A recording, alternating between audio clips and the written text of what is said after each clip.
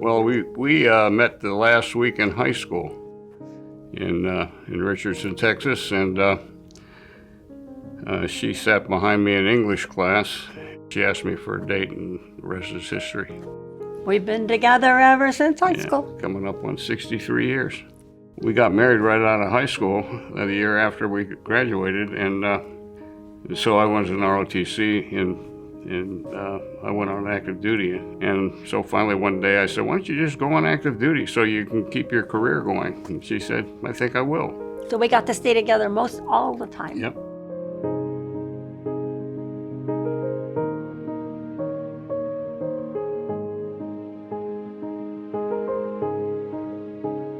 I thought I was going to be really frightened because my mother was really deeply into it.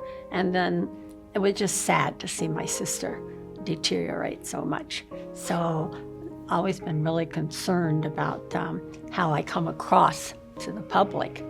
But somehow or other, I put on a pretty darn good front. So You do beautifully, dear.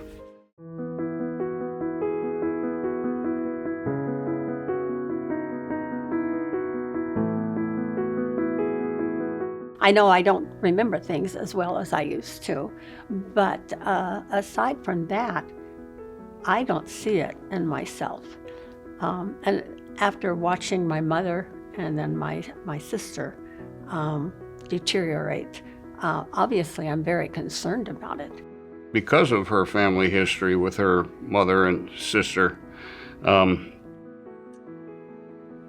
we were always concerned that, genetically and that sort of thing. So Dr. Seshadri gave a talk to a group of people, and we attended just to see what was going on. And when she started talking, I realized that maybe we should at least ask her what's happening. And so they ran tests and so forth, and they said, yeah, we'd like to put you in a couple of research programs, and Joellen has done that. I mean, we feel really blessed that she's there for us, and she always has been.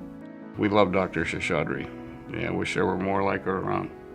And her team is professional, and they're very helpful as well. So every time we have to follow an instruction and come in and take a test, do this or do that, we do it, and she keeps us informed.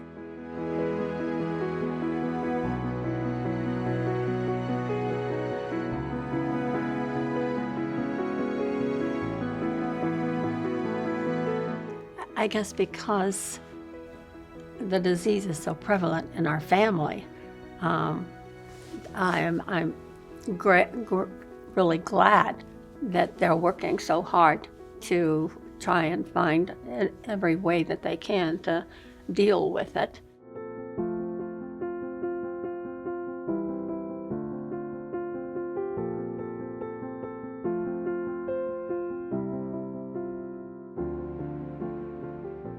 If there's funding and if it, where would it be best put to use?